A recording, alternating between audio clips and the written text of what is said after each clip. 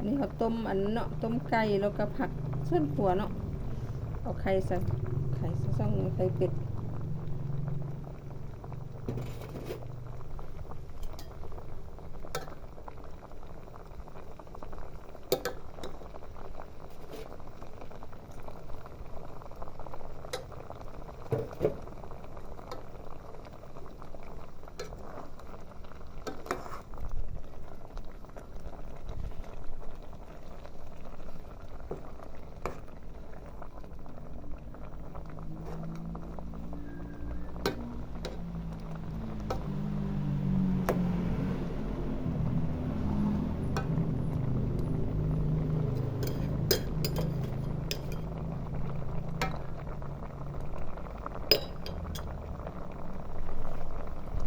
ตัวนี้มีไว้ซ่อนห่อ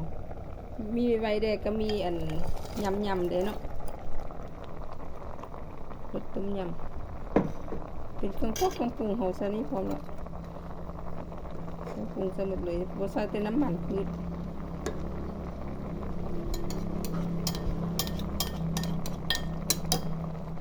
ใส่แต่น้ำมันมันเนาะ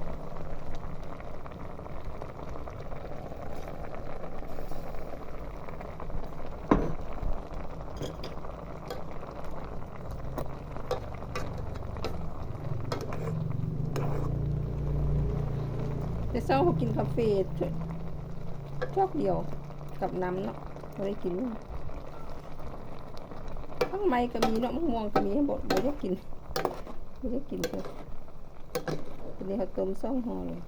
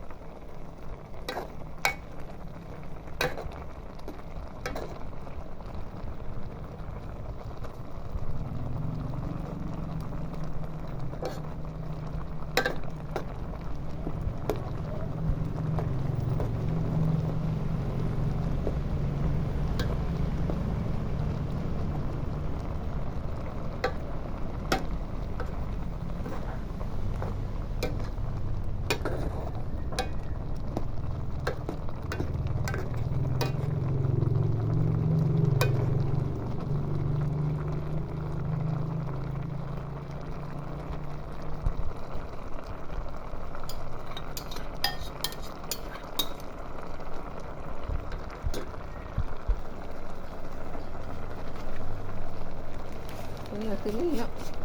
นี่คือ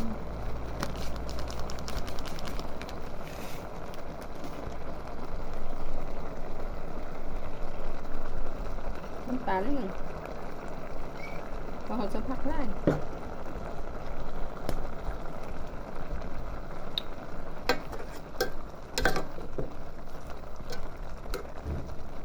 เอาเจียวแหนมเนืองเสด็จเนาะเสด็จหนึ่ง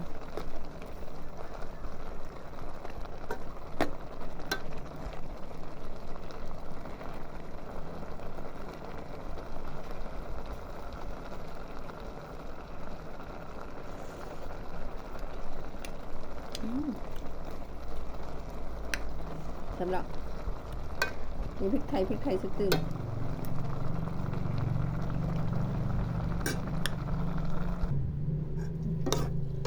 ตักนะ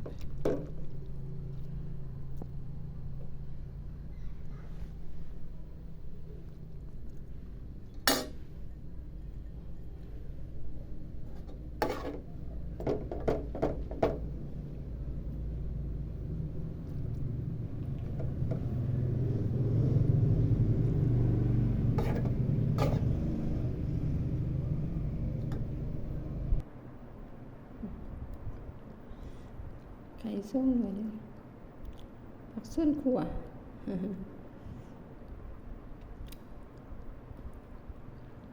จับให้ห้องวาซุกี้ก็ได้เนาะเฮาเจียวแหนมเนืองซะมันเป็นมักกะลินเนาะ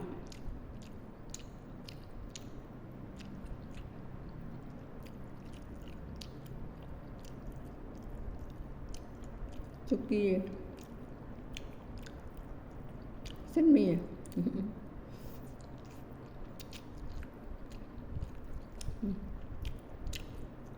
แบบ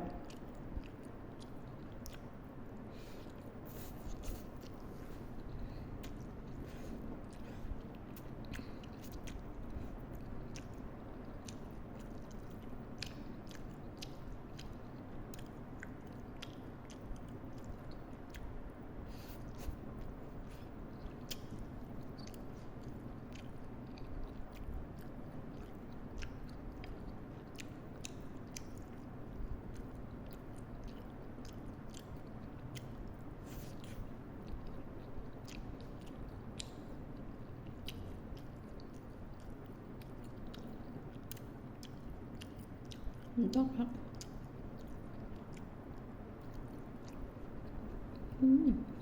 ว่านต้องฝักว่าน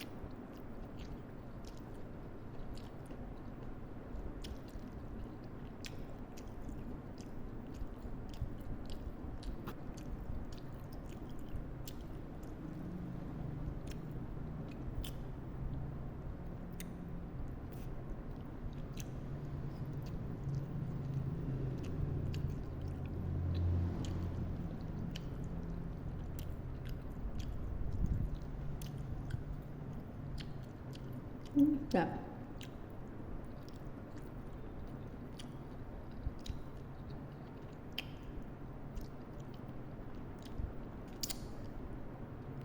เอาให้กินมึงเด้อแซ่บๆ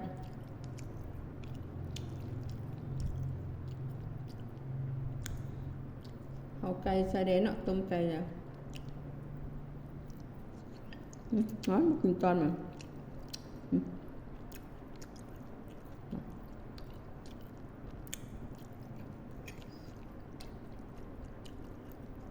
มีพริก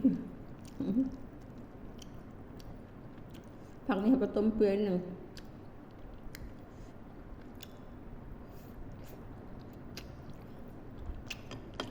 บาย